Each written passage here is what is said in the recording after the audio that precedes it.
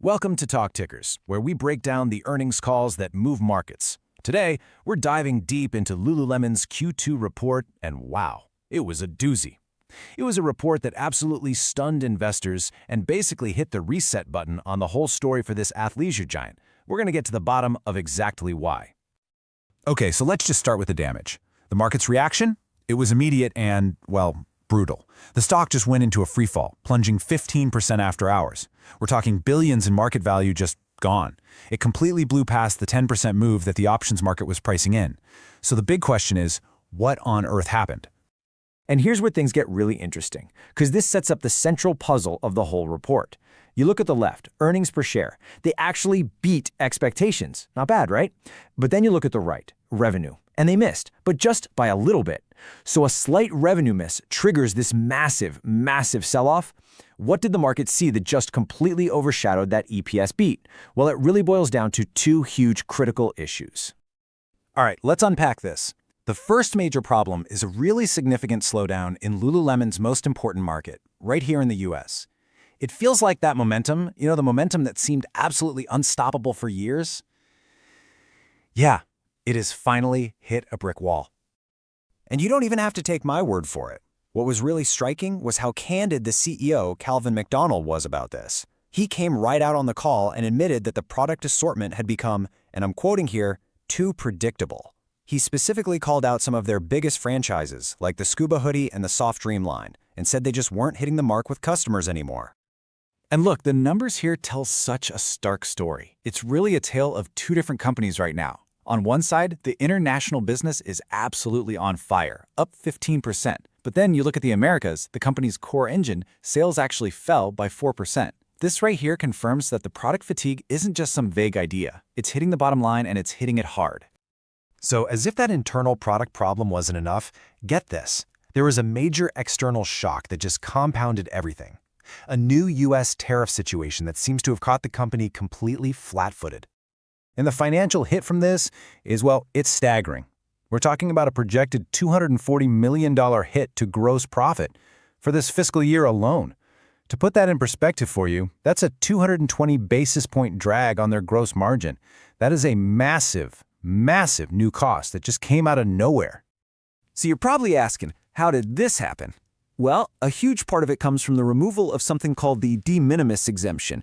Think of it like this. It was this really critical trade loophole that let Lululemon ship a ton of its US online orders. We're talking like 2/3 of them, from Canada, totally duty-free.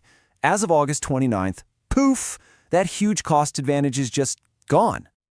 Okay, so let's recap. We have a product problem and a tariff problem. Now, if there's one thing the market hates, it's uncertainty. But you know what it hates even more? Problems without a plan. So let's dig into what management says they're going to do to fix all this. All right, here's the playbook. It's basically a three-pronged attack. First, to fight that predictable product problem, they're doing a massive refresh. They're going to jack up the number of new styles to about 35% of the total mix. Step 2, they're retooling their whole operation to be faster and more agile so they can react to trends.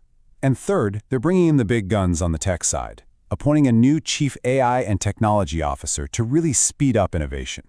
But, and this is a huge but, this fix is not going to be fast, and it's definitely not going to be cheap. Management had to just slash its full-year guidance. I mean, look at this. They're now forecasting a massive 300 basis point drop in gross margin, and they're even saying revenue in the Americas could actually decline. This slide right here shows you the new reality. This is the full-scale reset that explains why the market had such a severe double-digit reaction. Okay, so we've broken down the problems and the plan. Now for our final segment. What does this all mean for the stock going forward? Let's connect all these dots and give you our analyst perspective on what's next. So we've heard all the bad news. The stock has been absolutely hammered. We've heard the turnaround plan. The multi-billion-dollar question for every investor watching this is simply, what's the trade from here? All right, here's our call from Talk Tickers. We're rating this a market perform. Look, the stock has been punished, and a lot of this bad news from the guidance reset is probably already priced in.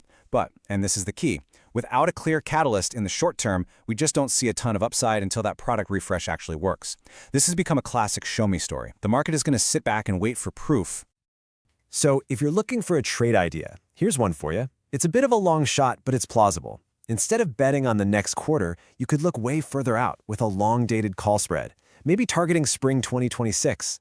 This isn't a bet on Q3 earnings. It's a defined risk bet that management can actually pull off this turnaround, and it positions you for a recovery when their new strategy really has time to take hold. And of course, I have to say, this is not financial advice. So here's the bottom line. Lululemon's brand, it still seems incredibly strong, but their execution has clearly stumbled. The market has delivered its short-term verdict with that stock drop. The real question we're all left with is this. Is this just a painful but necessary reset for a beloved brand, or is this a sign that the whole game has permanently changed?